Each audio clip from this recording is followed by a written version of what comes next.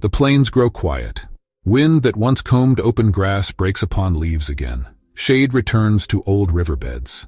Vines reclaim the margins of dust. After ages of drought and distance, the sky remembers rain, not as violence, but as patience. The earth inhales.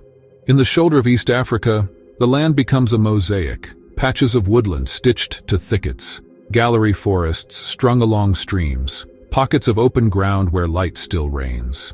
It is neither the deep cathedral of the ancient jungle, nor the endless horizon of the savanna. It is a contested country where water argues with heat and life answers with compromise. Here, more than 4 million years before our time, a new outline appears between branch and soil. Not the runner of the plains, not the climber of the closed canopy, but something between, built to hold two truths at once. The bones we will later uncover will bear a name we did not know we needed. Ardipithecus, Ramidus, the root-ground ape. She is not the first to stand, and she will not be the last to climb. But in her posture, in the angles of pelvis and foot, evolution writes a new sentence. Balance can be a strategy. And strategies, repeated across generations, become lifelines. The world does not announce this change. It simply opens a path, and a small body steps onto it. Dawn arrives in green. Light filters through layers of leaf and liana until the day is more taste than sight. Wet earth. Sap, the clean bitterness where bark was newly torn. The canopy does not lift like a curtain. It breathes. Birds write thin lines of sound along the high branches. Insects stitch the distance shut. In this half-light, she moves, small by our measure, scarcely above a meter, but completely at scale with the world that made her. The hands are long, the fingers slightly curved. The big toe stands apart, grasping with the certainty of a second thumb. But below the ribcage, the architecture has shifted. The pelvis is short and broad, the ilia flared, a bowl built to cradle viscera, while the spine stacks more upright than any creature of the forest had truly managed before. The back does not promise a human gait. It promises a new possibility. On a trunk lacquered with last night's rain, she ascends with the grace of a memory millions of years in the making. The bark is a language her skin understands. Ridges for purchase, slicks for caution, bruised green where a branch gave way in a storm. Up here she feeds, fruit taken where sun and leaf conspire, soft pith where stems thicken with stored water, the occasional beetle without ceremony. Energy is not a luxury in this world. It is the only mathematics that adds up. When she drops to the ground, the forest asks a different question. The soil receives her with the quiet give of leaf and silt. Heel touches first, then the outer edge of the foot, then the spread of toes that still long for bark. Her stride is measured, cautious, and, most important, chosen. She does not walk as a rule. She walks as a tactic. The ground offers distances the canopy cannot, and stories written in prints and drag marks and the geometry of broken stems. It also offers teeth that wait where shade pools too long. Every step is a negotiation. Above her, black and white colobus scream at edges only they can see. Below the scrub, a leopard's coil refuses to be a shape until it is one. The forest is beautiful in the way seas are beautiful, indifferent, vast, alive with rules that do not include you. She survives not by strength or speed, but by attention. Where water hides under roots, where figs ripen first after a small rain, where the air goes thin and sweet a day before blossoms open. Attention is the oldest tool that leaves no artifact. This is not a return to the past. It is the invention of a middle way. Anatomy is a reply to the questions the land keeps asking. In Ardipithecus ramidus, the replies are precise. Look first to the pelvis. The ilia have rotated and widened, shortening the distance between the spine and hip joint, bringing the trunk closer to the legs. It is not a runner's engine. It is a stabilizer, a platform that permits upright weight-bearing long enough to matter, long enough to reach, to carry, to cross open ground where the canopy breaks. the lower back takes on the earliest hint of a curve that will one day define us. Balance has entered the skeleton as a permanent guest. Now, the foot. The big toe is still abducted, grasping, opposed to the line of the other toes. This is a climber's insistence, written in bone. But the midfoot is stiffer than in forest apes, the arch beginning the long argument with gravity that will become our spring. She is not built to march. She is built to choose, to preserve tree life without surrendering the ground entirely. The ankle yields and holds at times that suggest practice rather than accident. Her hands remember branches, and they are allowed to. The palm bones read like blueprints for a life spent around bark and vine. Fingers curve to meet the diameters of wood. And yet, when she descends, those same hands do a different kind of work, brushing leaf litter aside to test for hidden water, steadying a body across slick clay, reaching for fruit that has fallen beyond the reach of a safe perch. The hand is not yet a maker. It is a reconciler. The face is neither fully ape nor fully human. The canine is reduced from the sabers of earlier cousins. Displays of dominance now take other forms, less blade than presence. The jaw is not the fortress that later robust cousins will raise. It is a generalist's compromise, enamel stout enough to weather fiber and grit, not so massive that the skull must be redesigned to haul it.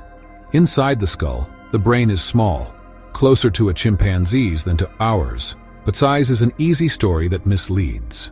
What matters today is not volume, but vantage.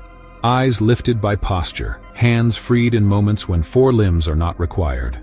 A horizon made visible where, for ages, only foliage stood. Perspective, not intellect, is the wedge evolution drives here, and perspective is what the land pays attention to. None of this announces destiny. It announces capacity, and capacity, repeated across days and seasons, becomes culture before tools ever do. The country of Ardipithecus is drawn by water and corrected by heat. Streams thread the landscape, some year-round, some seasonal and secret, feeding gallery forests that hold a cooler grammar. After a small rain, the understory loosens its grip. Perfumes of blossom and rot rise together and make the day feel enormous. After a dry month, dust finds its way into everything that breathes and names what will survive. Roots, pith, the fruits that keep their promises longer than leaves do. She lives where this map shifts, but does not collapse. On river margins, safe enough to drink from. In tree stands that are tall enough to rest in, but not so tall that they become invitations to things that climb better than you do. She knows the shallow entries to water, honest banks where mud slopes instead of breaking. She knows the reach of reed beds, where crocodiles write their presence in ripples too regular to be wind. She knows that the first fig to ripen after rain is not the one in the open, but the one that gets half a day less sun. Knowledge like this has no words and no owner. It is distributed through bodies by survival.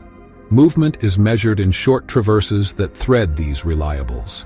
From a nest tree built at dusk to a feeding cluster at mid-morning. From a seep line under a bank to a safer grove by noon. From a shaded corridor back toward the elevated ground where night disciplines the brave.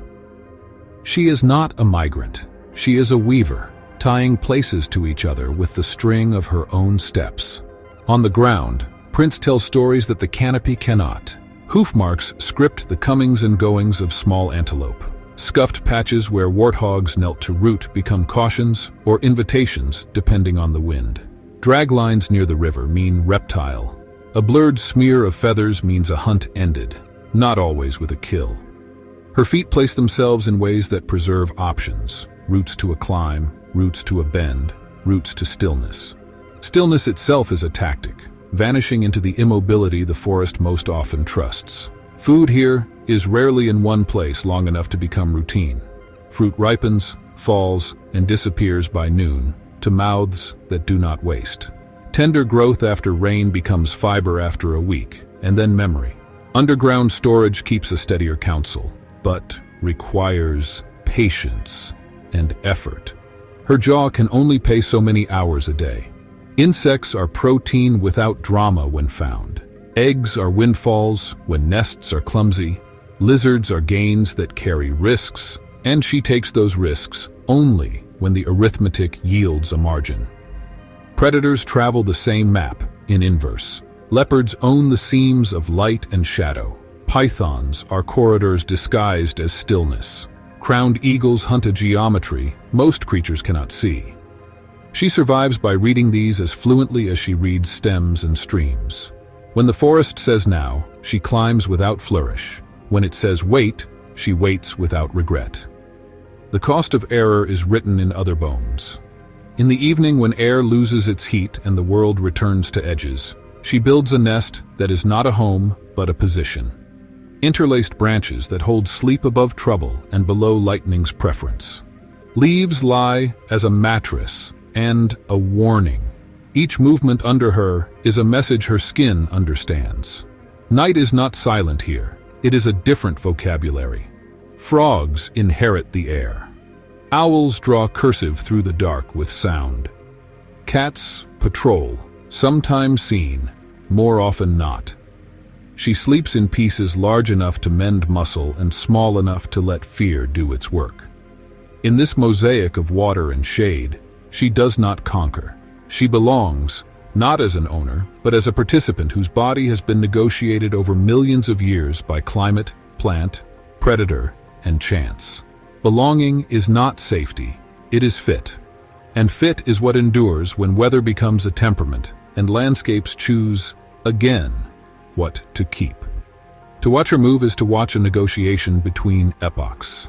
Each climb is a conversation with the past, each step on the forest floor, a rehearsal for what will one day be the human stride. No decision conscious, yet none accidental.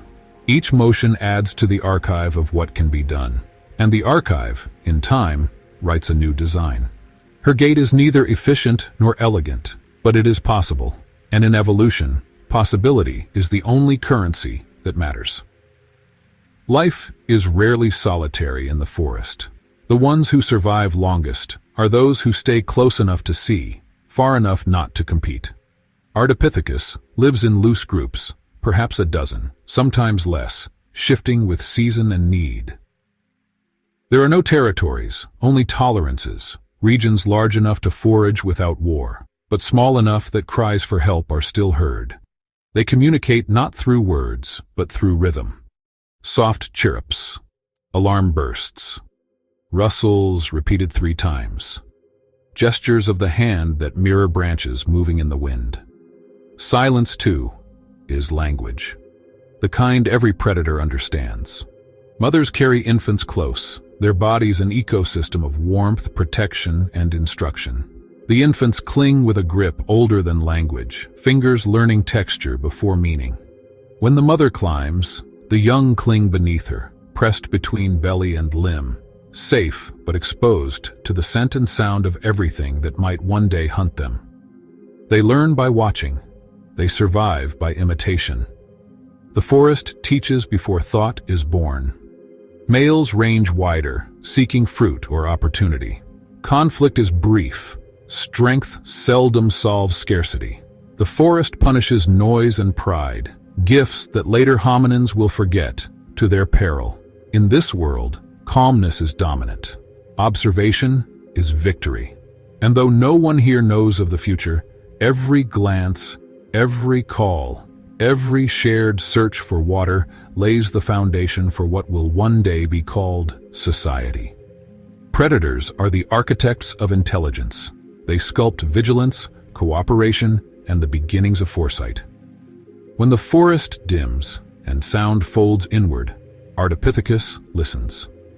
The leopard's silence weighs it, the sudden hush of birds, a sentence half finished. In those gaps, decisions are made: climb, freeze, scatter, or simply vanish into stillness. Her world is filled with rehearsals for death. Each success, each escape, writes new reflexes into the muscles of the next generation. Even the young understand geometry. A vertical trunk buys seconds. A shallow stream buys sound. Open ground is risk measured in heartbeats. And when the air changes flavor, when it turns metallic and wrong, nothing moves until something else dies. This constant awareness is exhausting, but it sharpens her world. Fear is not just an alarm. It is perception expanded to survive. The predators themselves are ancient legends of the land. Leopards in the canopy, crowned eagles above, pythons coiled in roots, saber-toothed cats testing the margins of the forest's return. She meets them not with weapons, not with fire, but with instinct and timing. Every successful avoidance, every silent escape, is evolution applauding its own experiment. There are years the forest forgets to rain. Rivers shrink to strings of mud. The green canopy thins. The smell of leaf rot gives way to dust. And through this parched half-world, Ardipithecus moves. Slower, thinner, hungrier. Her life is tied to the forest, yet the forest is dying around her. Roots crack, fruit withers, and water grows shy. The land tests her balance again, between adaptation and extinction. She reaches for tubers now, digging with fingers hardened by work. She breaks open rotten logs for insects and larvae. The hands, once made to climb, are learning the first lessons of utility. They are not yet inventors' hands, but they are problem solvers. They turn over stones, pry bark, strip reeds, small rehearsals for a future she will never see. And when the rain does come, it comes all at once.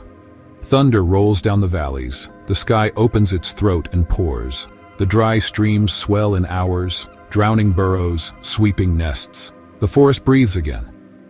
Too fast, too strong, as if to make up for lost time. In this chaos, she climbs and waits, clinging to bark as the earth below boils with brown water. When it passes, she descends into a world scrubbed raw, the scent of lightning still fresh in the air. The next morning, she eats. New leaves, soft shoots, sweet sap rising in stems. Every pulse of the forest writes its rhythm into her muscles. Survival here is not endurance. It is understanding the pattern and never stepping out of time. Every age demands something new from the body. The forests thin again, but not entirely. Grasslands push forward, probing into shade.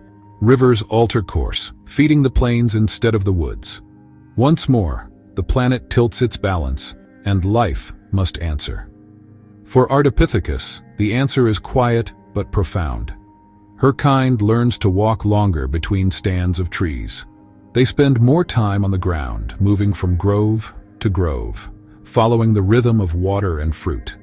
Their steps are short, deliberate, but increasingly confident. They cross open spaces where the air tastes of sun, not canopy. And though fear still grips them, they do not turn back. In the dry heat of the day, they pause under scattered trees, a species learning distance. The body continues its slow rehearsal. Ankles stiffen, hips align, legs lengthen by fractions that will echo through millennia. They are still climbers, but less bound to the sky. Each stride etches possibility into the ground, a new kind of claim on the earth. The brain, too, shifts in subtle ways. Its wiring favors memory, not invention, but recognition. They recall where water stayed last season, which tree fruited longest, and which path hides the cat's scent. In these sparks of awareness, cognition begins to glimmer. It is not thought, not yet. It is the shadow of it, a widening of perception. Adaptation is not progress. It is persistence written elegantly, and every generation of Ardipithecus carves that script deeper into time.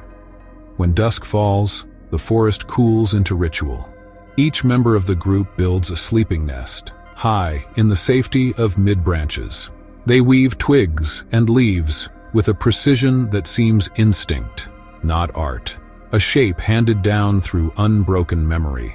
The nests are never reused. To sleep again where one slept before is to invite what hunts. Every night is new architecture, every morning new ruin. Females carry infants pressed close to the heart. They nurse while moving, their gait adjusting to the new weight. The young cling not just for warmth, but for education, learning balance through the motion of their mothers. In these intimate exchanges, love has not yet found a word, but it exists as chemical truth, oxytocin, heartbeat, contact. It will one day evolve into the bonds that build tribes, families, and civilizations. But here, it is simply survival made tender. During the wet season, males wander further, their strength tested by scarcity's brief retreat. Fights are rare. There is nothing here worth owning for long. Dominance, when shown, is more ceremony than cruelty.